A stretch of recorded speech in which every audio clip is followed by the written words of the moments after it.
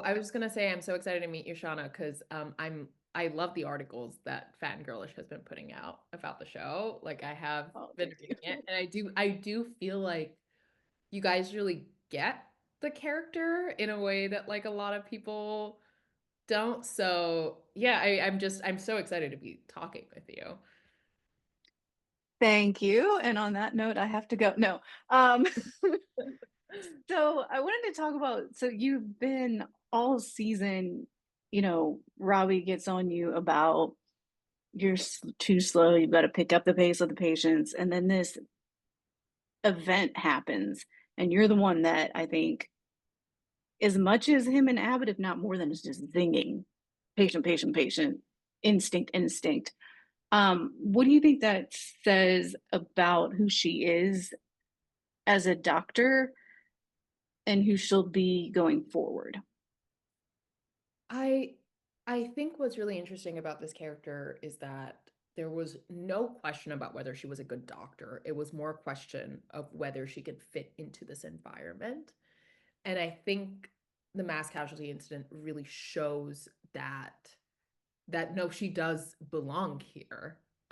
She just needs to get out of her own head, really. I do think that is her biggest problem. I think Samira sometimes is so anxious about making a mistake because of reasons in her past, because of her own trauma, that she just really feels like she can't lose a patient because of something she does, or she can't leave any stone uncovered or unturned. And so I think sometimes that leads her to create like this little web of her own making as to why she might spend some time with a patient. And I think there's positives to that, because absolutely that allows her to be a great patient advocate. And she is the kind of doctor as a patient that you want to meet in the ER, and she is taking her time with you and making sure that you are properly cared for. But I think she also is that way because of a lot of anxiety. I think she is very anxious about making mistakes. And I think the mass casualty incident is, there's just no time for anxiety, because you're just getting patient after patient after patient. There's no way you can really go slow if you want to make sure you're saving people. I think ultimately at the end of the day, that is what she cares the most about. She cares about saving people, and I think she knows if she needs to move fast, she has to. If Yeah, I guess that's a good way to think about it. Like if she really felt like her going slow would be detrimental to a patient, I think she's able to get out of herself.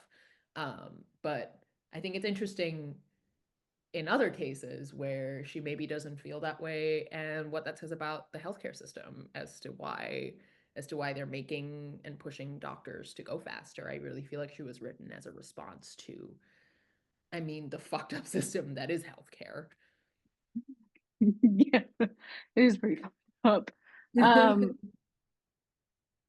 so kind of in that vein, she does, I feel like in 14, have a little bit more hesitation again as things are slowing down. This back and forth with Abbott and Walsh and this procedure, it's like she wants to go in, and then they're arguing, and then she hesitates, and then she does it, and then you know he's like, oh well, it was too risky for me to do, and she kind of has this expression that's like, oh shit. um what's, from your standpoint, what was going on there with her, and was the hesitation about herself, or was it kind of taking in the so-called experts, or what's going on there?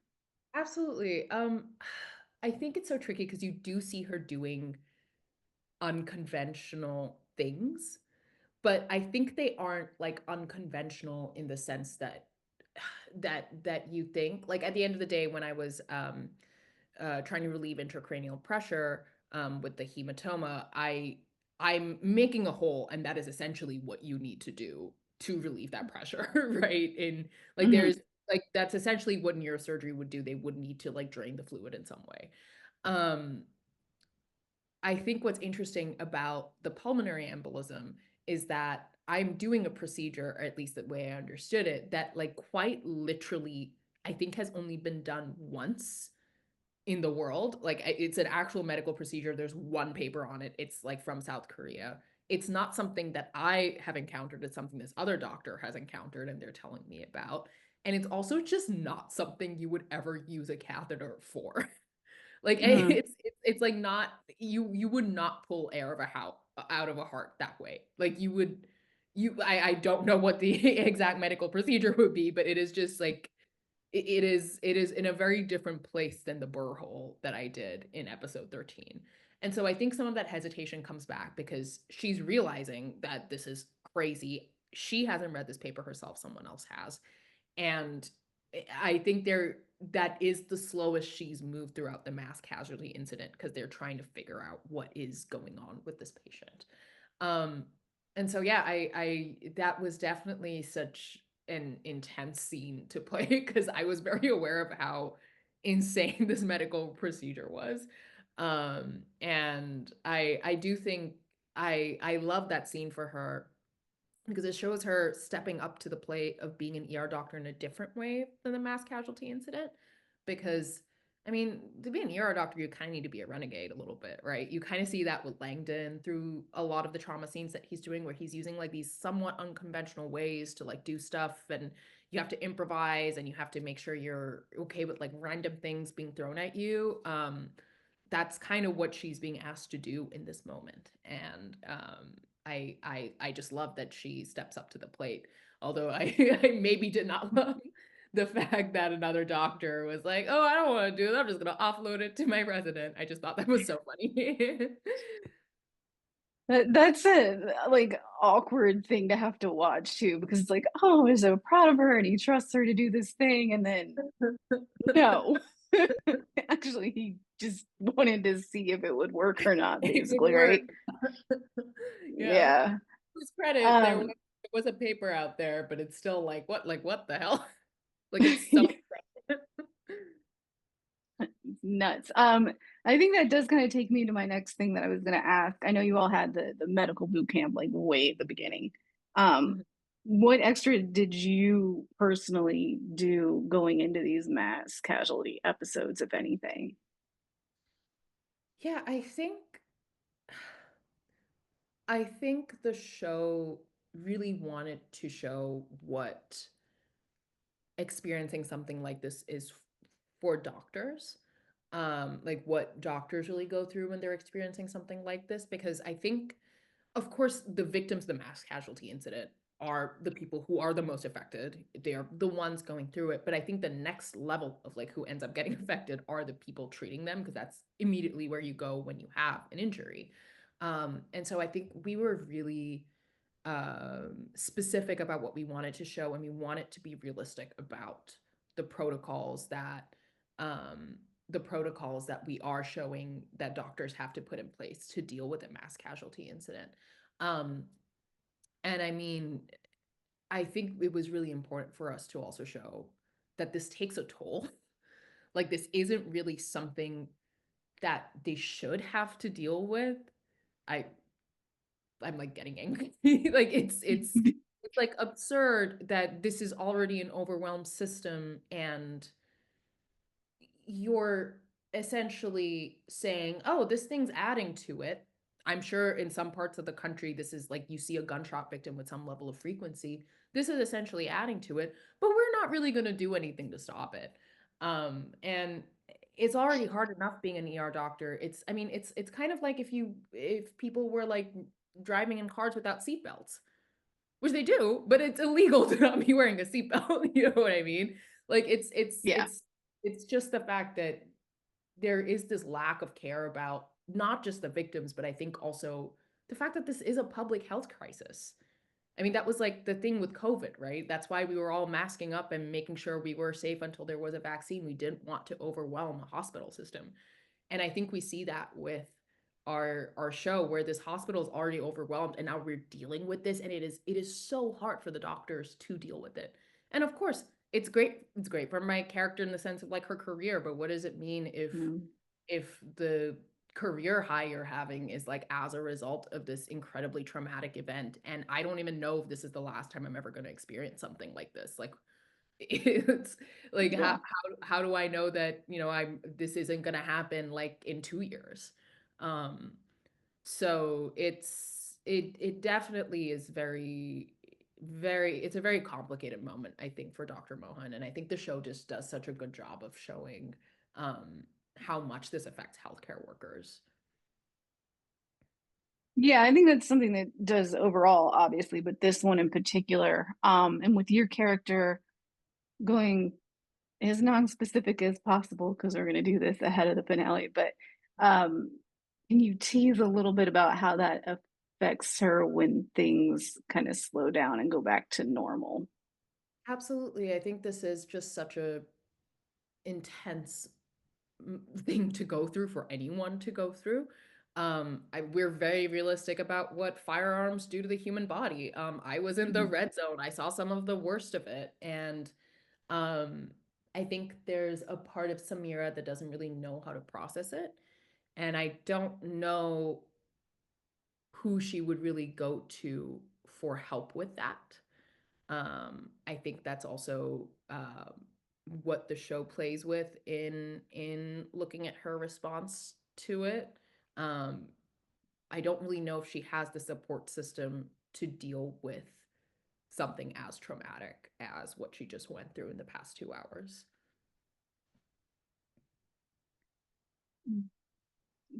Do you think going into this second season, which we're all very happy you guys get, um, I'm assuming it's too early for discussion. So, what would you kind of obviously we can't just like leave this behind us completely as much as everybody would probably like to, right? Um, so what would you like to see going forward with her just as a result of this event and even in general? I mean, I think exploring, of course, how this affects her and the rest of the hospital would be so lovely to dig into. I don't know if that is something that's going to happen. I would love to hear. I would love to hear where, if anywhere, we're taking all of these characters, because Mhm. it's just been such a joy working with the whole team, and Scott is just brilliant. Um, but I really would love to like dig into her character more, and my hope is that we explore um I mean this I think she really experiences a moment of reckoning because of this. She experiences a moment of reckoning, and I would hope that that is something we can like dig into in the following season. Yeah, I think my other question on that too is with the backstory that we have gotten, with her dad and when she really stands up to that one patient with Mm-hmm. his daughter, kind of personally, when you're building a character like this, how much of that do you think she carries surface level versus having to bury it to get through the day? I think I think she does bury it, but I do think it affects everything she does. I think I mean, her choosing the ER as a specialty, where it's essentially telling her, like, fuck off, we don't want you here. And she's like, no, I'm going to be here. I think she's like reworking some of that. I don't know if she really knows that. I think in her head she thinks I want to change the system, and I think that's the thing that's like front and center, and I think she's like leading with that in all of her interactions, but I think the thing that's buried is just the amount of hurt and and I think loss, and I think she's hoping she can feel like she can save herself or her dad in doing this, and I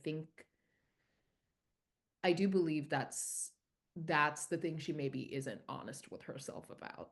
um and like I think she's telling herself I can change it, but I think the thing she maybe isn't honest with herself about is that like you're probably not going to. You're one person, and this is a big system that chews you up and spits you out, right? So like what is it that you're trying to fix for yourself? And I think that is really the question she's not answering for herself. And I'll give you one more and then I'll let you get back to the next thing. Out of all the patients that we've seen highlighted for her this season, what do you think's the one that's gonna stay with her or stay with you? And if they're different, maybe both the most? I mean, I know what's gonna stay with me, Okay. because, I was pre-med in school, and we learned about sickle cell, Mm, and I can tell you about sickle cell right now, like, I can tell you the point mutation it is, I can tell you the amino acid that gets switched out in order to change the shape of the hemoglobin, and I know like, in order to make it like a sickle shape and, like, why that's bad and how that affects oxygen delivery, yada, yada, yada. I can tell you all those things, right? And they mhm, mentioned and this affects the Black population the most.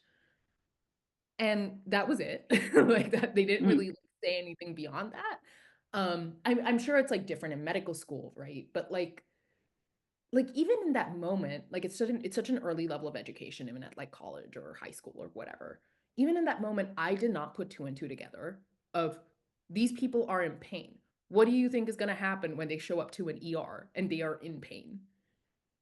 Like, I just did yeah, have that moment of like, "Oh, like, that makes whole," and that's my background coming, into play, right? I mean, of course, I'm, like, racialized in a certain way when I get to the ER, but I'm not a Black person, and I cannot imagine what it must be like to be seen as if you're drug seeking when you're actually in pain. That is just something that was left out of the discussion entirely, and so I remember when I got the script, I was like, "Oh my god, that makes so much sense. Why didn't I," like, I can't tell you the number of times I've been tested on sickle cell or learn about sickle cell or what have you, right? Like, it's like something that keeps showing up, and I like never once have they delved into like the sociopolitical implications of it. And so that's something that's absolutely going to stay with me as a person forever. And I'm going to try and see if I can like do some sort of like outreach or something like that because it's just